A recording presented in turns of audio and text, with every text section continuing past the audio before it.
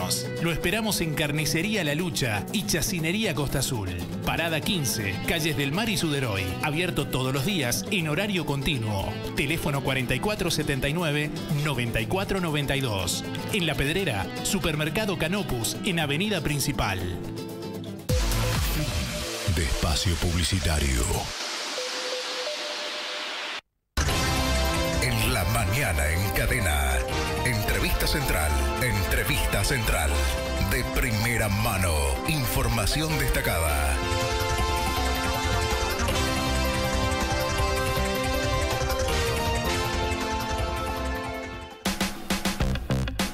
Estamos en las 11 de la mañana con 13 minutos en todo el país, señoras y señores. Vamos a hablar del territorio del poder que llega a Rocha. Se trata de una actividad que va a tener a Leonardo Sbaraglia y a Fernando Tarrés, que está del otro lado de la línea telefónica, el compositor, para hablar con nosotros de lo que va a estar sucediendo, no solamente en Rocha, sino a lo largo de todo el país, en diferentes puntos. Fernando, buenos días, bienvenido. Gracias por acompañarnos, gracias por estar con nosotros en el día de hoy.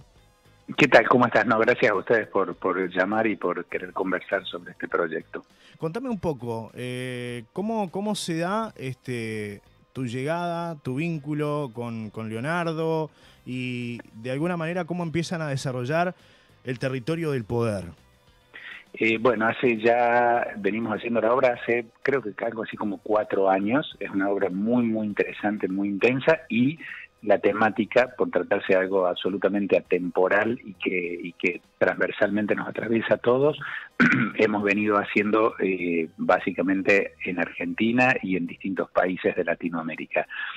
Originalmente hay un centro cultural que se creó lo creó Kirchner en el 2003, 2004, que se llama Centro Cultural para la Memoria, y está situado donde fue la Escuela de la Armada Argentina, que fue uno de los campos de detención ilegal más grandes que hubo durante la dictadura. Entonces, bueno, es un lugar muy emblemático y simbólico. Ellos me convocan a mí, este centro cultural, un poco antes de conocerlo a Leo, para hacer un proyecto que mezclaba literatura y música. Les gustó el resultado, me convocaron para hacer otro proyecto similar, les gustó el resultado, y ahí me convocan para hacer algo a partir de textos de un escritor argentino que se llama Rodolfo Walsh, que fue un periodista, escritor también muy emblemático de los tiempos duros de la Argentina en la década del 70. Y ahí es que me proponen trabajar con Leo, a quien yo no conocía y él tampoco me conocía a mí, y bueno, además del excelente resultado artístico que tuvo ese encuentro, surgió una amistad muy llana, muy franca, muy inmediata, un entendimiento artístico, y la obra era muy bonita. Comenzamos a hacer eso, y al ver el potencial que tenía el formato, que estábamos de alguna manera, no sé si inventando, pero desarrollando, que es bastante particular, ya después te voy a contar, sí. Decidimos escribir una obra conjuntamente, pero ya pensando en la potencialidad del medio de expresión que significaba este formato que estábamos desarrollando. Y así es como nace El Territorio del Poder. Una obra que además, a lo largo de estos 4 años que te cuento, la hemos venido haciendo, ha ido mutando. Una obra que ha ido como creciendo, porque ha ido creciendo en nosotros, porque nosotros hemos llegado a entender más en profundidad todas las aristas que la obra, los textos y el tema tiene, y también porque uno va permeando la experiencia de la devolución que recibe del público. No te hablo de la devolución solo a nivel conversacional, no sé, claro, alguien que te hace un comentario, sino la devolución energética que vos recibís cuando estás en el escenario. Así que nada, ha sido un proceso realmente hermoso, muy constructivo, muy creativo, muy formativo, la verdad. Esto es como andar en bicicleta, ¿no? Uno empieza con las rueditas y después se larga solo y sin las rueditas. Y supongo que les debe pasar un poco eso, esa metáfora se debe dar, ¿no? Es decir, a medida que la obra va avanzando, uno va desarrollándose y va mejorando, sin lugar a dudas, su performance, ¿no? Es un poco lo que les está pasando a ustedes. No solo desde el performático, digo, eso como artistas, sí, obviamente, porque es como toda actividad performática que vas dominando mejor a medida que la transitas, pero además hay otra cosa, y es como si fuera un proceso de revelación, casi como cuando estás en soledad componiendo, o para un escritor escribiendo, lo que sea, que es cómo vas vos mismo, a medida que vas avanzando, te vas dando cuenta de cuánto más grande es el territorio sobre el que estás avanzando. Entonces es como cuando andás en auto y el horizonte se va alejando. Sí. Entonces digo, en realidad vas avanzando, pero también te vas dando cuenta de la inmensidad del territorio que tenés a explorar. Así que por eso te digo, es muy rico y está muy vivo, porque no es que vas acercándote a un final. Claro. Es como que vas, es como un árbol, ¿no? Crece para arriba y crece para abajo al mismo tiempo. Claro. Así que por eso te digo, es un proceso, no muchas veces, yo por lo menos no muchas veces he tenido situaciones artísticas en donde ese proceso, que sí, por supuesto, todo artista vive en soledad cuando, como te digo, compones, escribís, filmás o lo que sea, sí, no muchas veces podés verlo tan claramente cuando laburás con otros. Claro. Y en este caso sí, el tiempo ha permitido que uno tome una distancia, que yo recuerdo exactamente lo que sentía por la obra y desde la obra al comienzo, y es muy lindo ver cómo eso va mutando y se va resignificando y va haciendo otras cosas en vos, y con suerte también en los otros, ¿no? Para quienes no te conocen, Fernando, vos sos cordobés, lindo lugar ahí, vienen muchos cordobeses acá a La Paloma, no sé si has venido alguna vez. Sí, de hecho, mira, ayer estuve en Córdoba por otro tema, sí. Tuve una reunión con un amigo y volví en auto con alguien que la semana pasada había estado veraneando en Uruguay, un amigo. Y sí, nada, bueno, ustedes tienen un país muy hermoso, una costa muy hermosa, y a todos nosotros nos gusta ir para allá siempre. Dicen que comenzaste a los 14 años, ¿es así o fue mucho? Yo siempre digo que los músicos empiezan desde la panza de la madre, ¿no? Más allá de que... Vaya a saber, ¿no? Supongo. Pero... a los 11 yo ya estaba empezando a estudiar, y ya a los 14 o los 15 tenía claro que me gustaba mucho y que quería ser músico, claro, sin tener una clara noción de qué significaba eso en el sentido de qué implica vivir como músico. Después te vas dando cuenta que en realidad el tema no es la música, sino el arte en general, claro, y que lo que va a asignar tu vida tiene que ver con eso, con los procesos creativos y constructivos, y que eso te va a acompañar toda la vida. Ahí empecé, después, bueno, estaba yendo a la escuela, estudié en Córdoba, después me fui a vivir a Estados Unidos muchos años, primero a estudiar y después ya me quedé trabajando, y después volví a la Argentina, donde me encontré con un panorama interesante. Era el comienzo del nuevo milenio, básicamente, en el 2001, que fue un momento muy crítico aquí, sí, en Argentina, a nivel económico, también político. En Uruguay. Sí, sí. Exactamente, una crisis regional importante, y la apertura a todos estos nuevos caminos que se dieron durante casi una década y media. Entonces, en ese tiempo encontré como un territorio muy fértil, muy devastado a nivel afectivo y económico y político, pero también muy ávido de nuevas cosas. Y ahí viví procesos muy lindos, no solo como músico, como artista, sino también como gestor y como partícipe, ¿no? de un proceso constructivo. Fundé un sello discográfico que nucleó a artistas muy interesantes. Esos artistas, a su vez, al estar nucleados, empezaron a generar obra, así que fue un proceso muy, muy lindo. Eso estuvo hasta el 2011. Y más o menos ahí, al poquito tiempo, comencé a trabajar con Leo y por primera vez a trabajar con la palabra. Yo hasta ahí solo había hecho algunos discos, claro, con cantantes. Sí, claro, música instrumental y unos 4 o 5 discos, proyectos propios con cantantes, donde ya empezaba a entender el poder de convocante y el poder significante de la palabra. Ya cuando pasás a textos directamente, abrís la puerta a toda otra dimensión. Así que es muy rico para mí el proceso también en ese sentido, ¿no? Claro, pasar de algo tan abstracto como la música a algo tan concreto como la palabra. ¿Cuánto te aportó estar en Estados Unidos, estar en Nueva York, estar en Manhattan, por ejemplo, y ir a una de las escuelas más importantes del mundo, ¿no? En cuanto a la música? ¿Cuánto te aportó a vos como artista? Mucho, creo que me aportó muchísimo, como a cualquiera que tiene esa suerte de asistir a esas escuelas, mucho conocimiento, pero creo que lo que en definitiva hoy, mirándolo hacia atrás, lo que más te aporta distanciarte de tu lugar es una perspectiva y una capacidad de lectura que me parece que una vez que adquirís ya queda como dentro de tus procesos cotidianos, ¿entiendes? O sea, aprendes a mirar las cosas desde ángulos que creo, si no vivís ese proceso, no desarrollas esos métodos de mirarla. Es como que te abre la cabeza, quizás. Sí, absolutamente. Te da la posibilidad de mirar a una misma situación, un mismo objeto, un mismo vínculo un poco como desde adentro y desde afuera, desde cerca y desde lejos. Y eso creo que opera cambios que ni uno mismo sabe todo lo que quieren decir, pero sí olés o intuís que nada, que te transformaron en otra persona. O sea que así fue una parte muy importante de la vida. Y después lo específico, digo, es un país muy potente artísticamente y muy potente comercialmente. Claro. Entonces, el mercado de la música le permite a los músicos desarrollar cosas que en nuestros países, aún con el mismo talento, sería muy difícil de desarrollar. Entonces terminas tocando en escenarios al lado de gente que vos cuando vivías acá mirabas como algo inalcanzable, ¿no? Claro. Y de pronto nada, sos parte de eso. Y eso definitivamente es algo muy agradable y muy como algo que te llena mucho espiritualmente. Fernando, has trabajado para artistas como Rubén Blades, Tito Puente. Hablar de esas figuras es hablar también de lo que es tu carrera, de lo que ha sido tu trabajo, de lo que te ha premiado la vida, ¿no? Por todo ese esfuerzo que mencionabas, dejar atrás tu Córdoba natal, jugártela por lo que amás, que es la música, y bueno, capacitarte.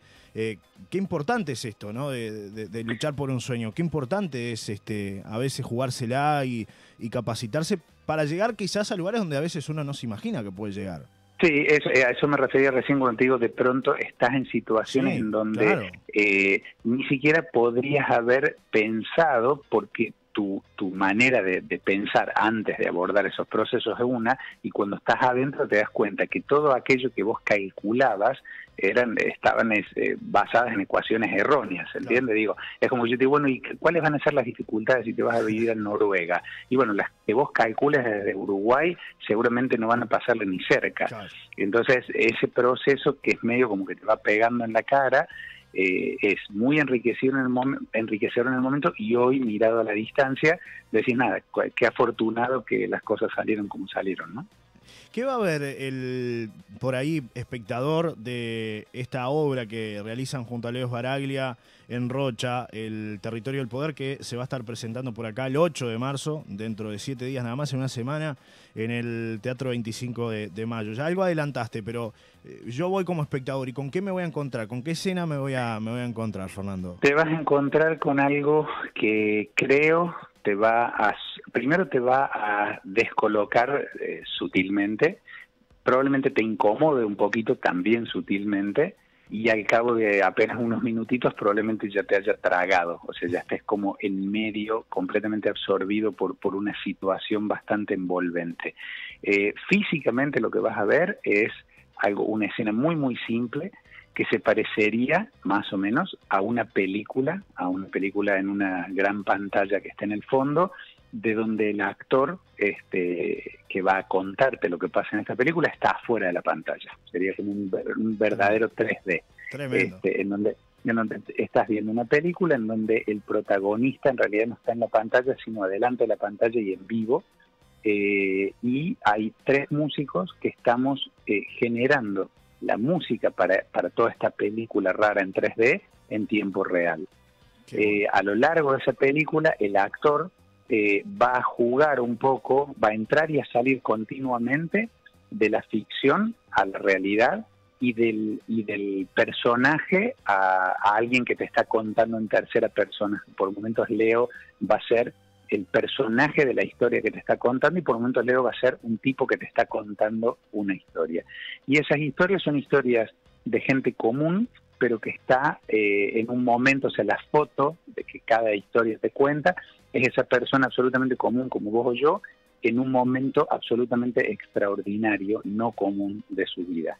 Esas situaciones tienen que ver con situaciones muchas veces de opresión o de cautiverio, etcétera, etcétera, y a lo largo de esos relatos vos vas viendo distintas maneras en las que el poder en general, va operando sobre nosotros, cómo nos va transformando, cómo coacciona sobre nosotros, incluso en situaciones cotidianas que a veces hasta parecen gentiles en la vida cotidiana, y cuando escarbas un poquito te das cuenta que tiene una esencia un poco más compleja y oscura.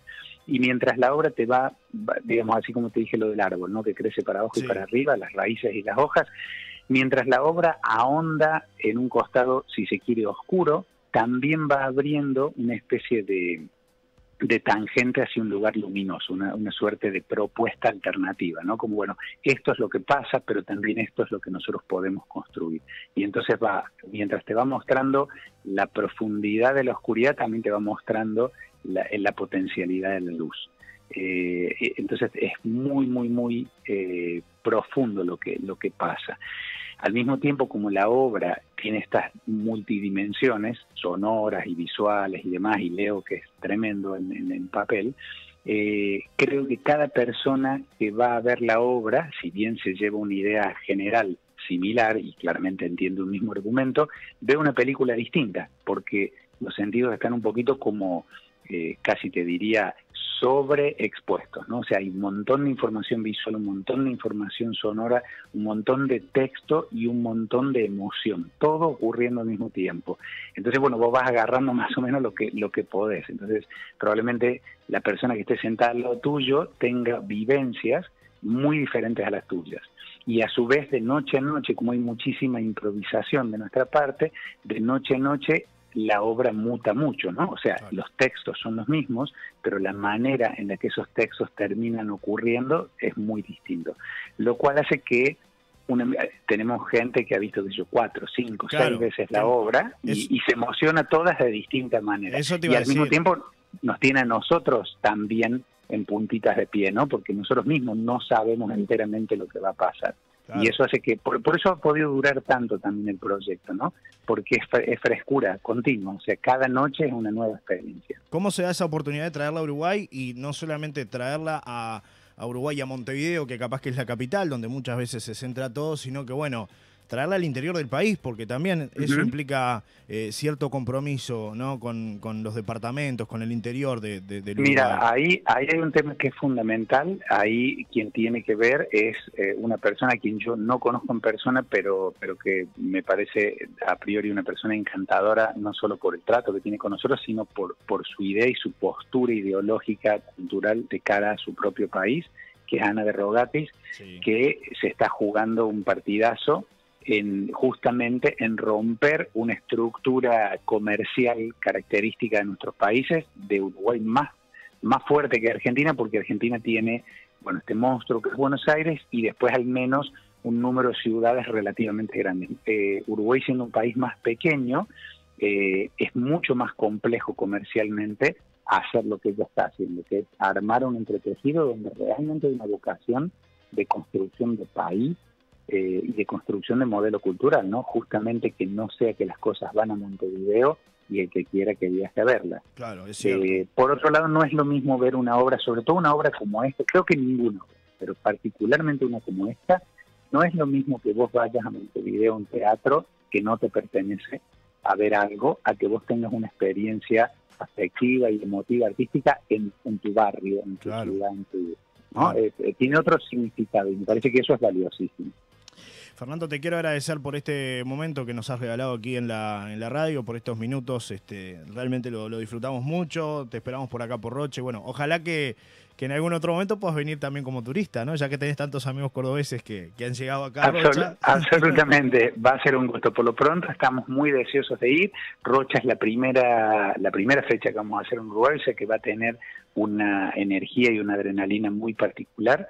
Va a ser el puntapié inicial, así que espero que todos, ustedes y nosotros, tengamos un momento único juntos. Claro que sí. Así que bueno, nos vemos la semana que viene. Un abrazo y que sea un gran comienzo, un buen puntapié inicial, mezclando un poco el fútbol que nos gusta con tanto. El fútbol, ojalá tanto para nosotros como para ustedes. Te agradezco muchísimo. Muchas gracias, Dale, lo mismo, cuídate. Chau, chau. Gracias, chau.